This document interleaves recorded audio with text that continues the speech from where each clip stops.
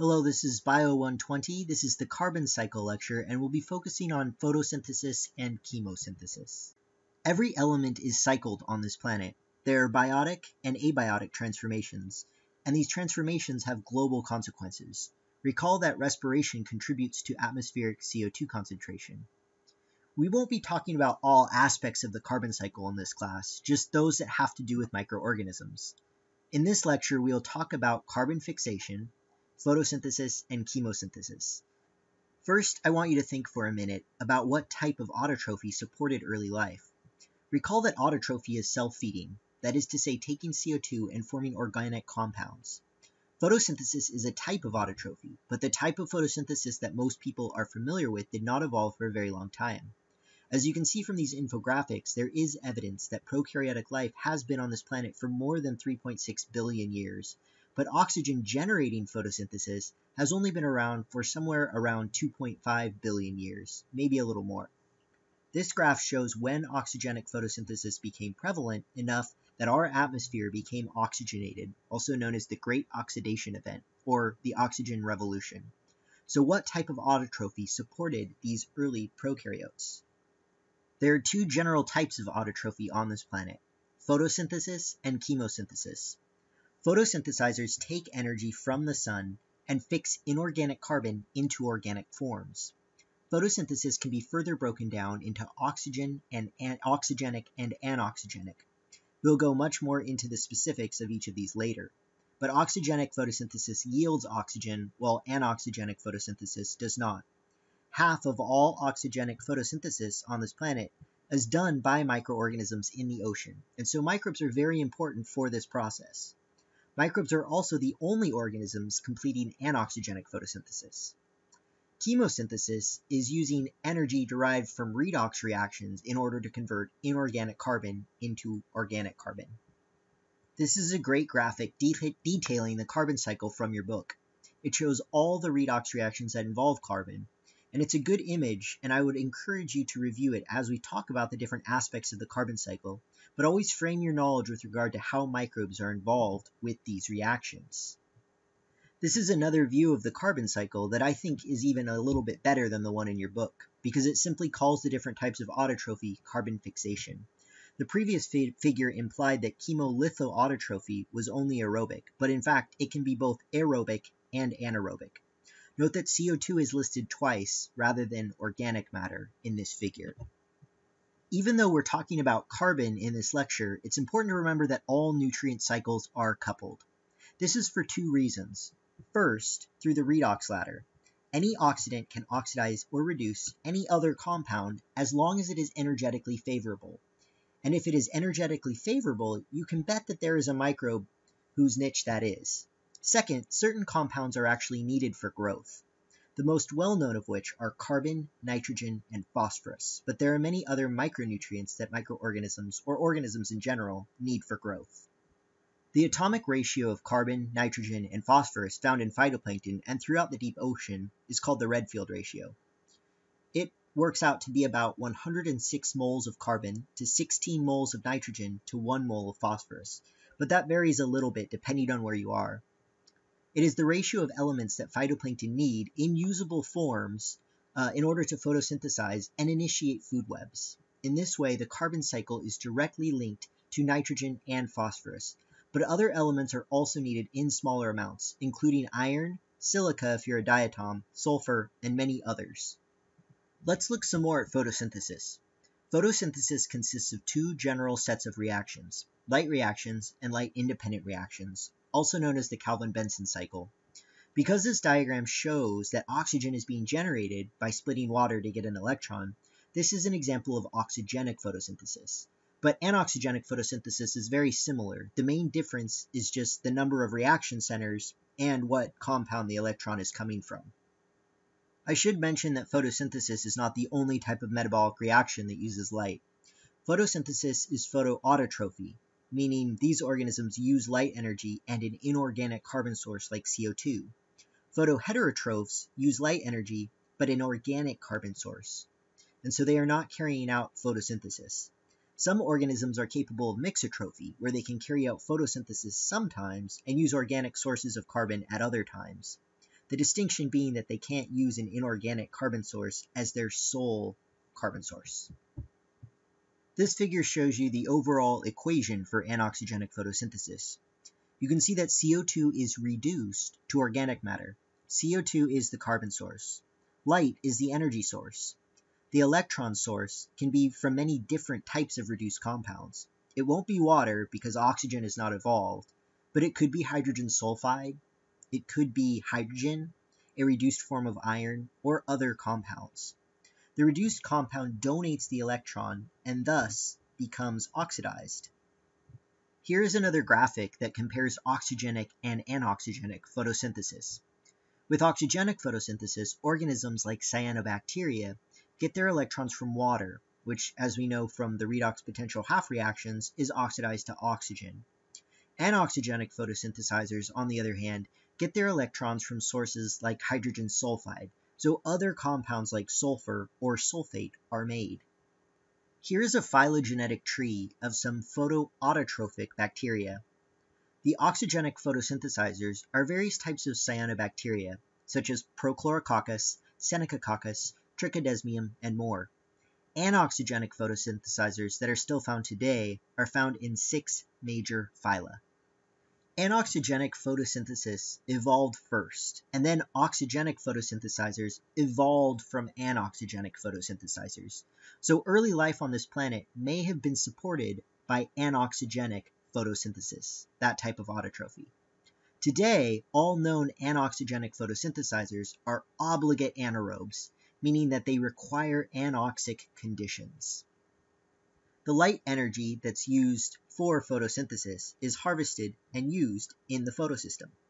Either chlorophyll, or in the case of anoxygenic photosynthesizers, bacteriochlorophylls, harvest the light photons. The electron is pulled off the reductant, such as hydrogen sulfide or water, and the light energy is used to energize the electron. Then the electrons are funneled through an electron transport chain so that ATP can be made. This ATP is eventually used to fix carbon, that is, turn it from carbon dioxide into organic carbon. When oxygenic photosynthesis evolved, it actually combined reaction centers from 2 phylogenetically different anoxygenic photosynthesizers, and that is what this graphic is showing. One photosystem is quinone-based, while the other is iron-sulfur-based. The organism that combined both photosystems eventually gave rise to oxygenic photosynthesis, and thus cyanobacteria and chloroplasts in eukaryotes. This graphic shows something called the Z-scheme, which is the general path of the electron following excitation at a reaction center, and the subsequent energy level of that electron as it is funneled through electron transport chains. We will talk more about the electron transport chains in the next slide, but let's focus on the reaction centers for now. There are 2 families of reaction centers, type 2 and type 1.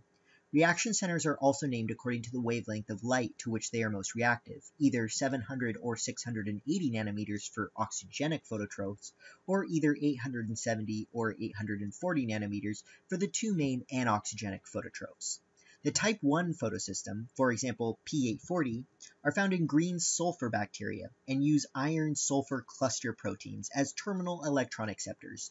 Type 2 photosystems, for example P870, are found in non-sulfur purple bacteria and use a quinone terminal electron acceptor. Remember that oxygenic photoautotrophs have both photosystems, P680 and P700, and this setup is often referred to as the Z-scheme due to how it looks vaguely like a Z on its side when you trace the energy level of the electron. While photosystem 2 was discovered second, it appears first in the cell membrane.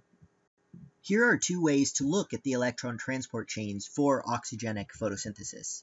The left image shows the activities of various electron transport chains.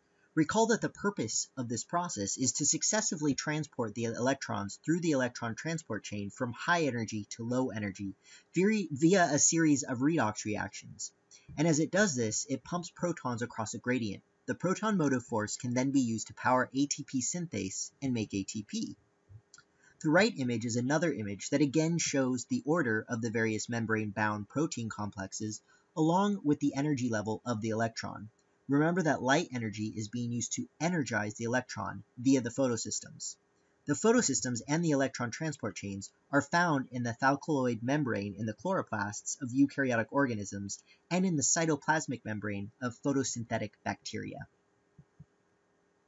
The formation of ATP or NADPH via the harvesting of light energy to energize electrons and funnel them through electron transport chains make up the light reactions of photosynthesis. The energy from the light reactions that is stored as temporary chemical energy in the form of ATP and NADPH are then used to convert CO2 into organic matter. This process reduces CO2 as electrons are added. Organic matter is a more permanent compound for organisms to store their energy as. The Calvin cycle takes place in the cytoplasm of bacteria and in the stroma of chloroplasts for eukaryotes. There are three main steps to the Calvin cycle. One is carbon fixation. CO2 combines with a 5-carbon acceptor, making a 6-carbon molecule, a reaction that is catalyzed by the enzyme Rubisco. The 6-carbon molecule is unstable and splits into 2 molecules. The second step is reduction. ATP and NADPH are used to convert the molecules from the first step into 3-carbon sugar molecules by donating electrons to them. The third step is regeneration. Some of the 3-carbon sugars make glucose, while others are recycled to make the 5-carbon acceptor that CO2 combines with in the first step. The complete Calvin cycle requires 12 NADPH and 18 ATP to fix 6 molecules of CO2. Khan Academy has a really great review of the Calvin cycle if you are still struggling with this and would like to brush up. Chlorophyll is the main photopigment used by plants, algae, and cyanobacteria to harvest light, but there are other accessory pigments as well. Different accessory pigments absorb different wavelengths of light. What accessory pigments are found in phototrophs will depend on the depth in the water column that they are found at, as they allow for different phototrophs to diversify their niches and not compete with one another. It is hard to say exactly when oxygenic photosynthesis evolved, but it certainly took a while for oxygen to build up enough to show up in the geologic record. Oxygenic photosynthesis is one of the most significant evolutionary events on this planet. That's a pretty bold statement, so let's go over why. So recall from our discussion of redox chemistry that the evolution of oxygenic photosynthesis created a very strong oxidant in addition to a very strong reductant, allowing for the generation of a significant amount of free energy when these two compounds were combined. This creation of a very strong thermodynamic disequilibrium allowed multicellular organisms to evolve, because we needed a lot of free energy to exist. It also allowed for the creation of other biogeochemical cycles, like the nitrogen cycle, and it also increased microbial diversity, because microbes could now specialize in autotrophic reactions like nitrification, which requires oxygen to proceed, in addition to aerobic forms of sulfur oxidation and methane oxidation. Finally, when oxygen appeared in the atmosphere, it created ozone.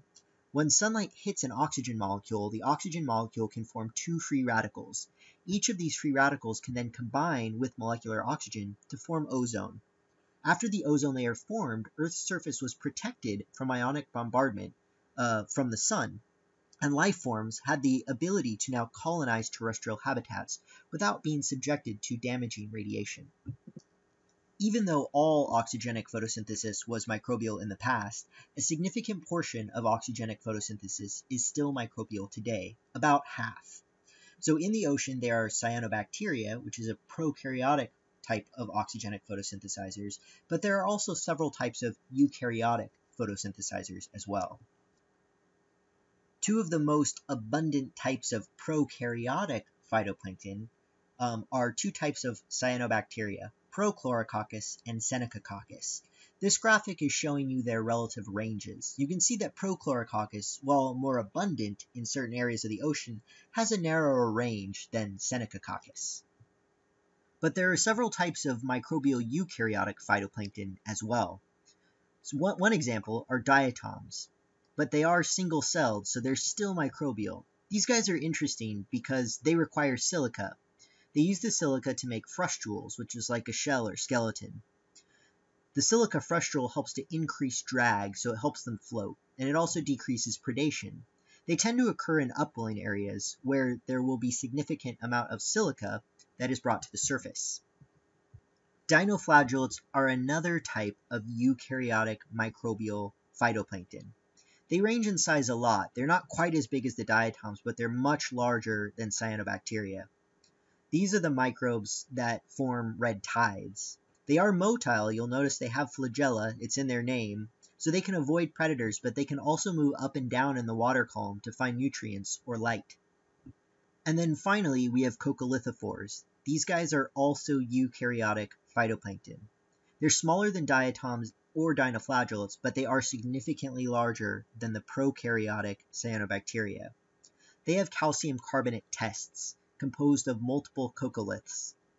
They form blooms over much of the northern Atlantic. As you can see, they are sometimes visible from space. This particular bloom occurred off the coast of Devon, England, and dead coccolithophores make up the White Cliffs of Dover. Going back to the image that we saw at the beginning of the lecture, carbon fixation does not have to be photosynthetic.